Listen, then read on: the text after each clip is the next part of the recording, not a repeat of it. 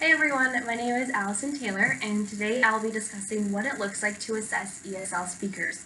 I'll also talk about the many different ways that teachers can do these assessments with their students throughout the school day.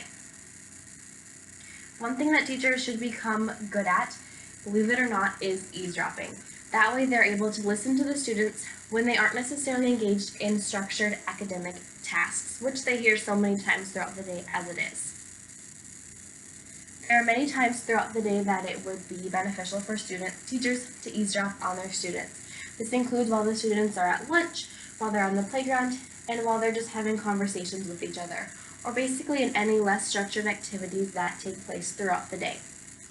Teachers should also make sure to talk with these students in these less structured situations. This gives them a chance to assess their students' speaking ability in conversations about non-academic topics, which again they hear so many times throughout the day as it is. Teachers should also include activities throughout the day in order to engage their ELL students. These activities can include having students give oral presentations, participate in class discussions, and work through problem-solving activities. Class discussions are critically important for ELL students' oral language and academic development.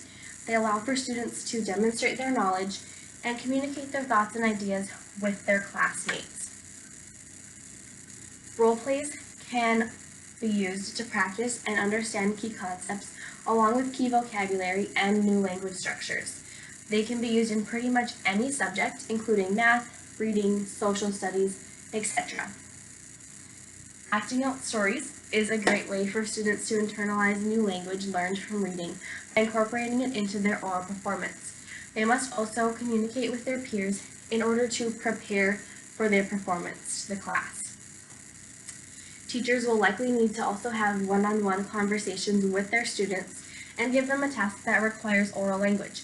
For example, they could show the students a scene or a picture and have the students then describe to them what's going on in it. There are also different software programs that can be used for students to practice speaking. Many of them will have the students record their voice for the teachers to then review later on. However, the use of this kind of software is somewhat limited. Another strategy that teachers can use is to read a book together with the student and have them then retell the story. You could even use a wordless picture book so that the student can then talk through the illustrations in order to tell you the story.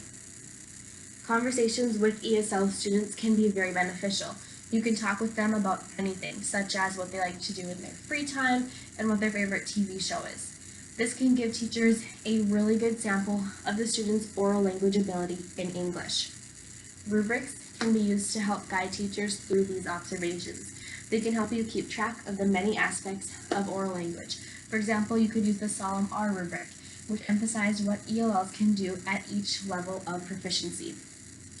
There are 5 different levels of a student's oral language proficiency in the Solemn R rubric. The first one is comprehension, which looks at the student's ability to understand when they are spoken to and their ability to follow classroom discussions. Fluency is the second aspect of the Solemn R rubric. This looks at how well the student speaks, whether or not you're able to have a conversation with them, and how well their speech flows throughout conversations. The third aspect of the Solemn R rubric is vocabulary. Vocabulary assesses whether or not the student is able to say everything that they want to say, and if they ever say the wrong words during their conversations with people. The fourth aspect of the Solemn R rubric is pronunciation. This involves whether or not people are able to understand what the student is saying to them, as well as if their accent or intonation patterns sometimes lead to problems with communication. The fifth and final aspect of the Solemn R rubric is grammar. Grammar looks at whether or not the student has grammar errors so frequently that it's hard to understand the student, or if they're only occasionally obscure the meaning that they are trying to convey.